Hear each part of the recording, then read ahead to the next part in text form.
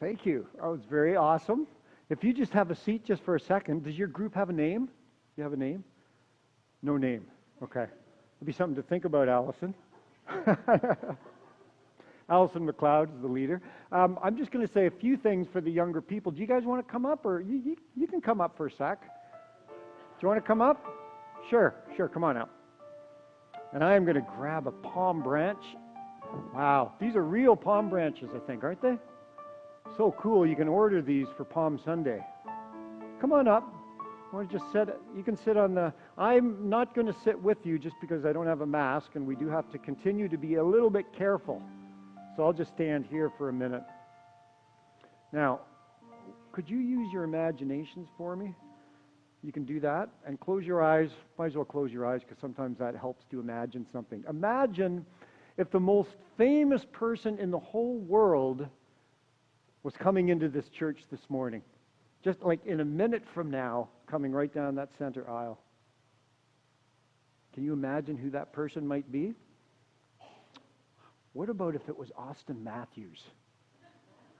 Coming down that center aisle right now. How exciting would that be? Oh, man, we'd be rolling out the red carpet.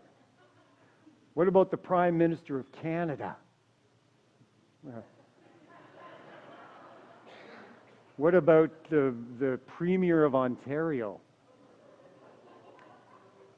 I have to tell you something. This is a neat little story. On Christmas Eve of 19, the Christmas Eve before COVID shut us down, we had a beautiful 7 o'clock service. Just before the 7 o'clock service started, a woman who was a member of this church came up to me like 10 minutes before 7, and she said, "Shawn Mendes is here. Shawn Mendes is here," she said. I'm like, no way. Now, you all know who Shawn Mendes is, but some of the people here might not, but that's okay.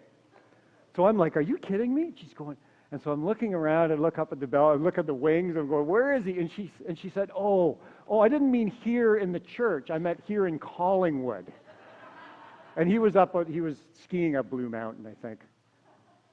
Well, on this day, we imagine Jesus coming in, and we just imagine those crowds waving palm branches and singing Hosanna. And Hosanna means, Jesus, we know that you have saved us. God, you have saved us. Now, this cross is an important part of Palm Sunday, isn't it? Because this cross reminds us of how God saves us. God doesn't save us by giving us lots of money. That's not how God saves us. God doesn't save us by bringing us big armies and lots of guns and tanks. That's not how God saves us. And God does not even save us by giving us an easy and comfortable life. It's not how God saves us. The cross reminds us that God saves us by love. That's it. We're saved by love. We look at the life of Jesus and how he lived, and he just loved people in a certain way, and then Jesus said, you go and do the same. If you go and do the same, if you love people like I love people, then you'll be saved, and the world will be saved. And so that's why we celebrate Palm Sunday. We celebrate that God saves us by love, and that's something that we can all share together, isn't it? Thank you for singing, those of you who sang. And thank you to people who have prepared a program for you guys that you can go and be a part of that if you'd like to. So you can head off and do that now. And we'll see you after for butter tarts, right?